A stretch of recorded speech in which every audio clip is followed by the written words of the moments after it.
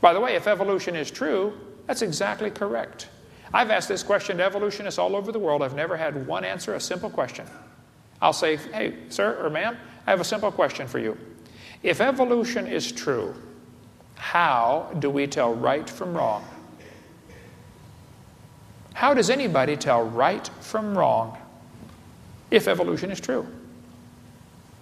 They say there are no absolutes. One professor I debated said there are no absolutes. I said, are you absolutely sure? Blew his little brain. Now, wait, how can I be sure of that? Yes, there are absolutes. Thus saith the Lord. That's absolute. And the Lord said, ye shall not make any cuttings in your flesh for the dead, nor print any marks upon you. Some people, maybe they just don't know, okay? I understand. Maybe they just don't care what God's Word says. But God told us what to do, and we're not doing it, okay? Anyway, that's another long, interesting story. Teachers don't seem to understand. It's perfectly fine for you to teach creation science in a public school. If you're a public school teacher and you want to teach the kids about creation, just do it. You don't need to ask any questions. You don't need to get any permission. There's never been a law against teaching creation science. Now, 2 states passed laws to require creation be taught, Arkansas and Louisiana. In both cases, the court struck it down and said you cannot require that they teach creation. If you passed a law in California that said you are required to breathe, the court would strike it down. You can't require that they breathe. I mean, you probably should, okay? But they can't make you if you don't want to, all right? And so they can't require creation be taught. Even Stephen Gould said, no statute exists in any state to bar instruction in creation science. It could be taught before and it can be taught now. There's never been a law against teaching creation in the schools. Never. We cover much more on that in video 5. What's happened, though, the ACLU, which is the American Communist Lawyers Union, they have... Yeah. The ACLU has learned all they have to do is threaten to sue a school. They don't have to sue them. They threaten to sue, and the principal calls in the teachers and says, okay, guys, now listen. Don't teach creation because we might get sued. Now the teacher's got a problem. The court says they can. The law says they can. Their boss says they can't. And that's where it's breaking down, right there. But if a teacher does get up in front of their class and teach evolution, if you get up there and say, okay, kid, listen, you started off like a slime and you very slowly evolved to a human. You don't need to be a genius to figure out that teaching is going to destroy some kid's faith in the Bible. And anybody that destroys a child's faith better see what Jesus has to say about that. He said, whoso shall offend one of these little ones which believe in me, it were better for him that a millstone were hanged about his neck and he were drowned in the depth of the sea. Jesus said, James said, be not many masters, knowing we shall receive the greater condemnation. Back in the 1950s, here in America, there was very little evolution in the average textbook. 2,000 to 3,000 words in the whole textbook. They didn't talk about it much. Then in 1957, the Russians beat us in the space race by launching Sputnik. And Americans panicked. How many of you are old enough to remember the panic in America when the Russians were winning the space race? People were building bomb shelters. I mean, it was horrible, right? And somebody said, well, the Russians are ahead in science. That's why, because they teach evolution. That's why they're beating us in the space race. Excuse me. What does evolution have to do with putting up a satellite? Then in 1959, it was the 100-year anniversary of Charlie Darwin's book coming out. And in 1959, Eisenhower asked Congress for $1 billion to teach evolution to the kids in school. He said, we need to get a whole new science curriculum pushing evolution. One organization, the National Science Foundation, got $10,500,000, developed a 9-part theme curriculum teaching evolution. They produced a series called BSCS, Biological Sciences Curriculum Study.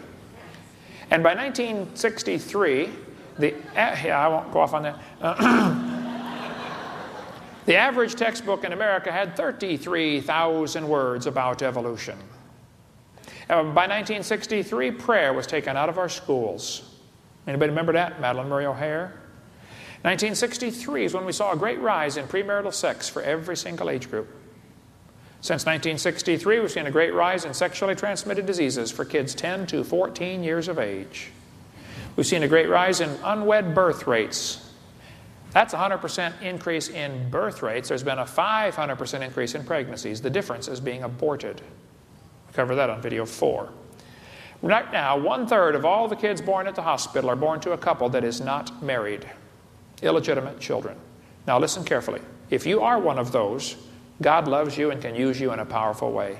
You know, Timothy never should have been born. The Jews weren't supposed to marry anybody outside the Jewish race. Timothy's mother married a Greek. Timothy's the result. He said, God, I want to serve you. God said, okay, son, I'll take you. So if your parents messed up, you listen carefully. You shut your mouth and quit your whining and go serve God with your life. No excuses, okay?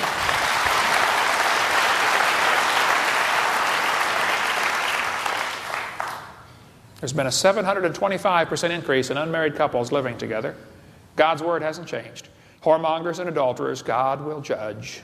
He said, thou shalt not commit adultery. And Jesus said, if you even look and lust, you've committed adultery already in your heart. By the way, ladies, that's why it's important how you dress, okay? My daddy always said, if you're not in business, don't advertise.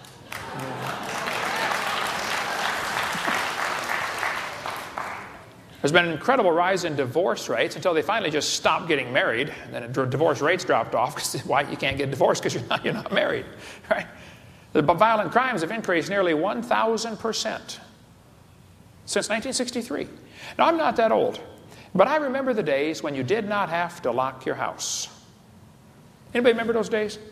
And you left the keys in the ignition all the time. You never took them out because you might lose them. And you go to the average high school, and half the pickup trucks in the parking lot had a loaded rifle hanging in the back window, and nobody got shot in school back in those days. You probably didn't hear about this, but the kids at Columbine that shot everybody were strong believers in evolution. They did the shooting on Hitler's birthday on purpose. They shot Isaiah just because he was black. Hitler hated black people. We covered that on video 4. They shot Rachel and Cassie just because they were Christian. And right after the shooting, Rosie O'Donnell got on her program and said, see, we need more gun control. Rosie, those kids broke 18 gun laws going into that school. 2 more gun laws would not have slowed them down. See, Rosie can't figure it out. But one guy figured out the whole thing and put it on the tire cover on his van. I saw that. I said, I have got to get a picture of this. This explains it all. He said, blaming guns for Columbine is like blaming spoons for Rosie O'Donnell being fat.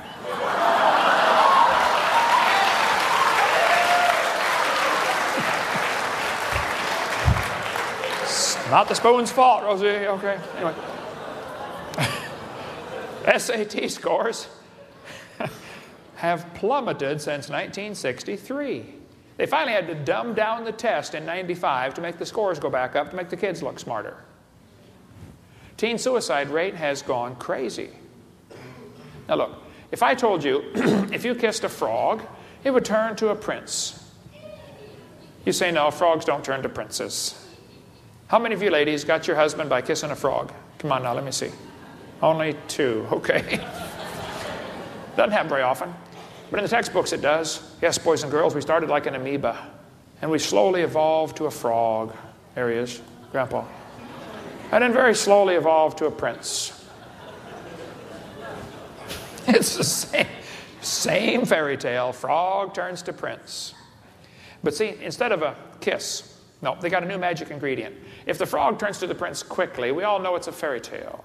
But if the frog turns to the prince slowly, that's modern science.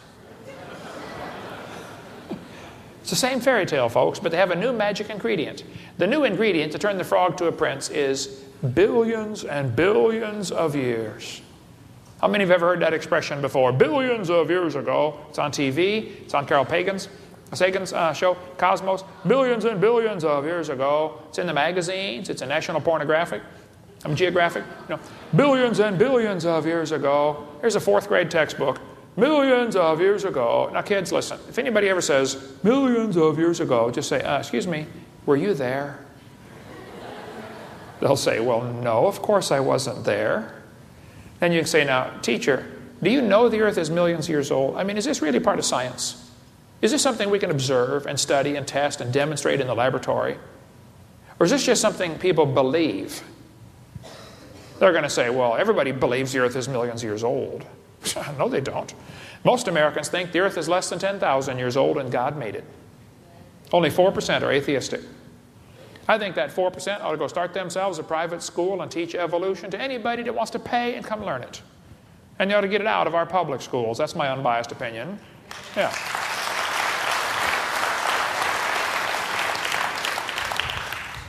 One textbook author said, the results of this and other similar surveys are startling because evolution's been a settled issue in science for 150 years. Maybe it's settled in his little brain. It is true that slightly more than half of the scientists believe in evolution. Those are the ones that have not been to my seminar yet. Okay. But even if a bunch of scientists believe in something, that doesn't make it true. There was a time when the scientists taught the planets go around the earth.